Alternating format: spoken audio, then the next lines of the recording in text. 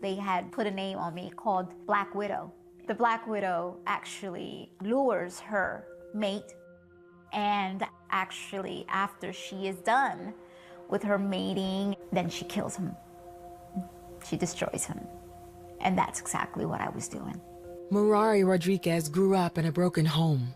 Her father left the family when she was 6, and her mother had to work several jobs, leaving her in the care of a babysitter. She was married to a police officer, and the words he would use were very controlling. I remember him putting such fear in me, and I felt like I belonged to him is pretty much the message he was telling me. And I felt like then it was my fault. And the hatred for myself began to build.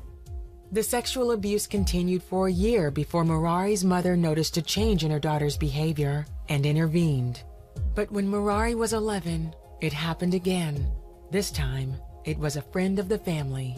He was confronted, and I was brought in to the confrontation.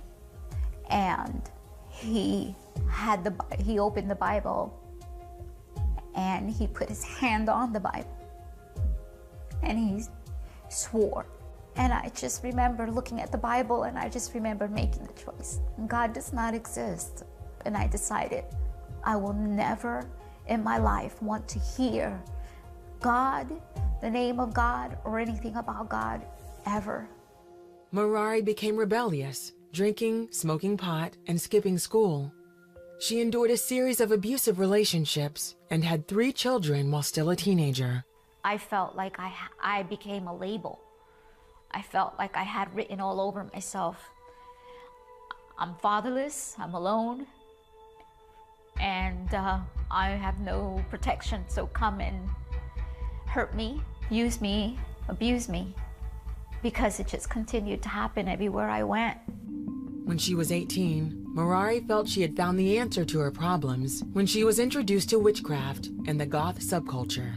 They seemed so together, and they kept always talking about power and how you can have power now to control someone else. And all my life I was controlled, and now I wanted to control. She was baptized as a witch and given a special name. She began to cast spells to control those around her. Just had this spirit of promiscuity and sensual over me that I could have anyone that I wanted. And I didn't want anything with them. I just wanted to control them. I felt like I can now, protect myself. I felt like I can protect myself now from men like that and from anyone else that would hurt me. Merari continued to advance in the occult, but when the other witches wanted to initiate her children, she decided to break away. She moved out of town to make a fresh start. She thought she had left it all behind, but one night at home, she had a terrifying vision. I see this beast just standing in my yard. And it was a form of a lion, but he was awful looking. And I looked, and he opens his mouth. And I noticed someone is in his mouth. And so I yell out, "Oh my God, help! He's got someone in his mouth." And when he turned the person right before he's gonna swallow, I looked, and I saw it was me. And I saw myself, and he began to squeeze, and I can hear my bones cracking, and I can hear myself gasping for air. And suddenly, right before, I can see blood just gush out of my mouth. And all I could do was, and I hear a voice. And he said, "Merari, I've been calling you for a long time. If you don't come to me now, he's going to kill you." And he said it one more time, but this time he said, "Daughter." And all I remember was just falling on my face and just saying, "God."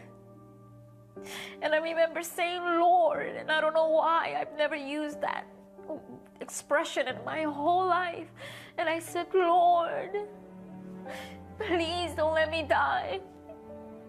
I receive you. I don't know you, and I'm sorry. But thank you for showing me where I was. And I just woke up. And my body, my spirit hit my body. And I knew that I just had the most incredible encounter with my Creator.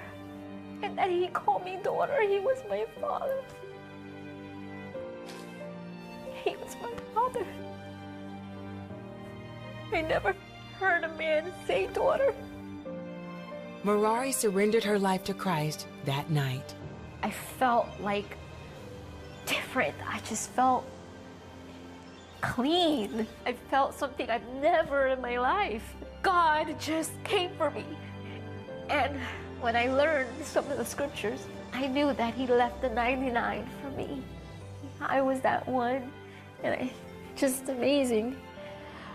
But I knew I was different. I felt renewed. I felt free.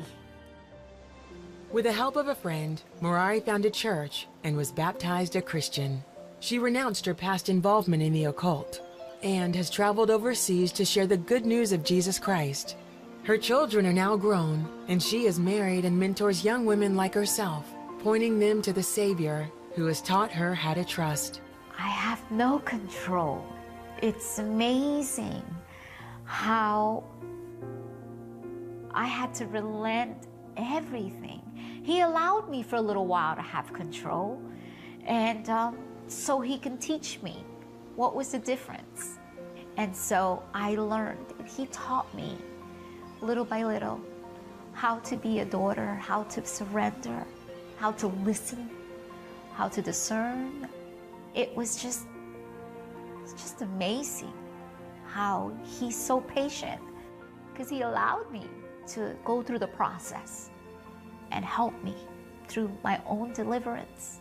I learned that God was my true Father, and there's no one that can replace Him. And He fulfilled me.